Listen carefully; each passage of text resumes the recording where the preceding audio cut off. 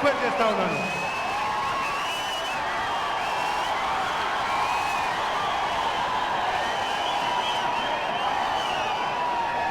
ఇక్కడికి వచ్చిన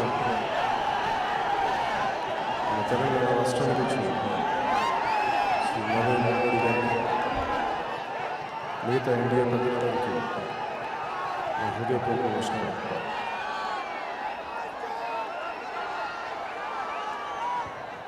నాకు చాలా క్లుప్తంగా మాట్లాడాలనుకున్నాను.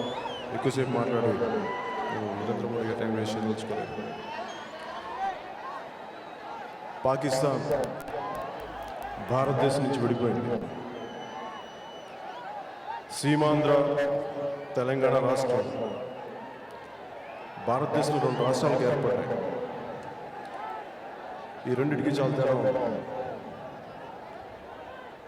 కానీ ఈ మధ్యన నాకు దేశ సమగ్రతకు భంగం కలిగించే, అది కులపరంగా కావచ్చు, మతపరంగా కావచ్చు, ప్రాంతీయ పరంగా కావచ్చు, ఏ పార్టీ అయినా కానీ ఎవరైనా కానీ ప్రాంతీయపరమైన విద్వేషాలు రెచ్చగొడితే దానిని ఇక్కడున్న ఎన్డీఏ ప్రభుత్వాలు ఎన్డీఏ కానీ శ్రీ నరేంద్ర మోడీ గారు కానీ దీన్ని క్షమించడం. ఈ మధ్యన చూస్తున్నాం, ఈ మధ్యన ఒక మీటింగ్లో టీఆర్ఎస్ నాయకుడు శ్రీ చంద్రశేఖరరావు గారు మాట్లాడే విధానం బాగలేదు. ఇక్కడ ఉండొచ్చు, సీమాంధ్రులు ఉండొచ్చు, కానీ పోటీ చేసే హక్కు లేదని అంటున్నారు. చాలా తప్పది. పివి నరసింహారావు గారు సీమాంధ్రులు నంద్యాలలో పోటీ చేసే ప్రధానమంత్రి అయ్యారు. ఆ విషయం మర్చిపోకండి. అలాగే ఇందిరాగాంధీ గారు మెదక్ జిల్లా నుంచి కూడా పోటీ చేశారు. అది మర్చిపోకండి. ఇది భారతదేశం. ప్రతి ఒక్కరికి ఎక్కడైనా నివసించే హక్కు ఉంది, పోటీ చేసే హక్కు ఉంది. దీనిని మీరు రెచ్చగొట్టే మాటలు మాట్లాడకండి, దేశ సమగ్రతను పాటు చేయకండి. మీరు ఇలా పిచ్చి పిచ్చి కూతలు కూస్తే చూస్తూ ఊరుకునే వాళ్ళు ఇక్కడ ఎవరు లేరు దేశం.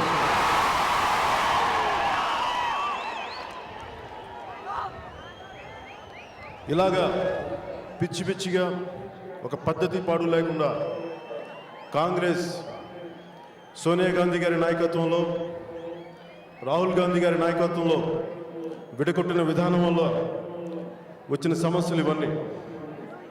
స్వీట్స్ పంచుకొని విడిపోవాల్సిన రాష్ట్రాలు, అన్నదమ్ములాగా విడిపోవాల్సిన రాష్ట్రాలు ఈరోజు చిన్న ఇబ్బందులతో, ద్వేషాలతో విడిపోతున్నాయి.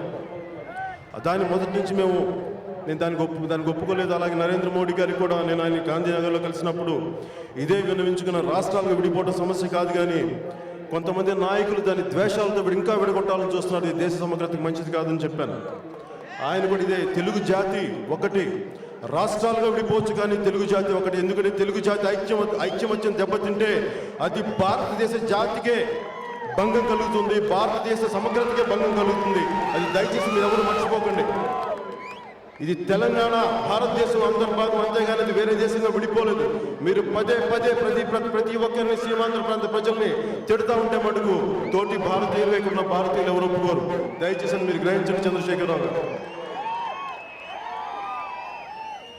అలాగే ముఖ్యంగా శ్రీ రాహుల్ గాంధీ గారిని చూస్తే ఆయనకి ప్రధానమంత్రి అవ్వాలని ఆశ ఉంది. సంతోషం, అవ్వచ్చు, ఎవరైనా అవ్వచ్చు. కానీ ఆయన ఈ దేశంలో ఒక క్రికెట్ ఆడాలంటే జోనల్స్ ఆడాలి, చిన్న అండర్ 19 ఆడాలి, అండర్ 14 ఆడాలి, 21 ఆడాలి. తర్వాత అన్ని కుదిరితే జోనల్స్ ఆడి రంజీలకు ఫైనల్, అప్పుడు ఫైనల్గా 12 మంది జట్టులో ఉన్న సభ్యత్వం వస్తుంది. కానీ 120 కోట్ల మంది ఉన్న జనాభాకి, భారతదేశ జనాభాకి ప్రధానమంత్రి కావాలంటే ఇవన్నీ అవసరం లేదనుకున్నారేమో శ్రీ రాహుల్ గాంధీ గారు. అది ఆయన పద్ధతి. ఒక ఐఏఎస్ కావాలన్నా, ఐపీఎస్ కావాలన్నా మనకు అన్నీ కావాలి, అన్ని పరీక్షలు పాస్ అవ్వాలి. కానీ ప్రధానమంత్రికి అవ్వాలంటే మటుకు కేవలం కుటుంబ వారసత్వం ఉంటే చాలు. ఇందిరాగాంధీ గారి ఇంట్లో పుడితే గాంధీ గారి చివరి పేరు వస్తుంది, కానీ ఇందిరాగాంధీ గారి అనుభవం రాదు. అది రాహుల్ గాంధీ గారు తెలుసుకోవాలి. అలాగే శ్రీ నరేంద్ర మోడీ గారు దశాబ్దాలుగా రాజకీయ అనుభవం ఉండి 3 సార్లు గుజరాత్ ముఖ్యమంత్రికి ఎన్నికై ప్రజలందరి ప్రేమతోటి ఆయన లాంటి బలమైన నాయకత్వం మన బలమైన దేశానికి కావాలని కోరుకుంటే ఈరోజు మన ప్రధానమంత్రి అభ్యర్థిగా మనకి హైదరాబాద్కు వచ్చారు. అలాగే ముఖ్యంగా ప్రతి ఒక్కరూ తెలుసుకోవాల్సింది, ఒక ప్రధానమంత్రిగా బలమైన దేశాన్ని పాలించాలంటే చాలా బలమైన నాయకులు కావాలి. అంతేగాని బలహీనమైన నాయకులు కాదు, వారసత్వంతో ఉన్న నాయకులు కాదు. అలాంటి నాయకులు ఈ దేశాన్ని పాలించలేరు. అలాంటి పాలించడానికి ఒకప్పుడు కొంతమంది ఉన్నారేమో, కానీ ఇక్కడున్న కోట్లాది మంది యువత దానికి ఒప్పుకోరు. బలమైన నాయకులు శ్రీ నరేంద్ర మోడీ గారే మన దేశ ప్రధానిగా కావాలని ప్రతి ఒక్కరూ, ప్రతి ఒక్క భారతీయుడు ఆకాంక్షిస్తున్నాడు.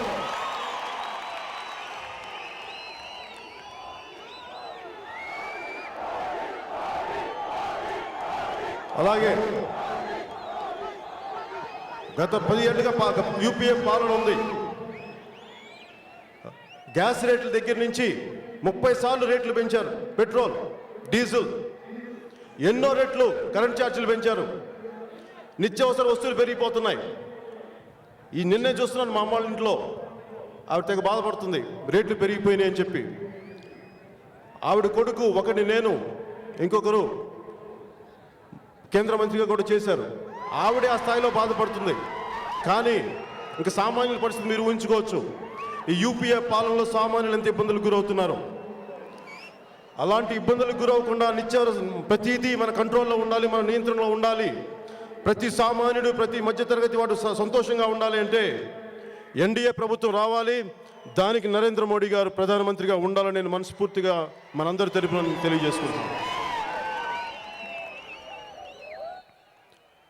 నాకు మీ అందరికీ మనస్ఫూర్తిగా చెప్తున్నాను, నేను ఈ దేశ సమగ్రతను కోరుకునేవాడిని.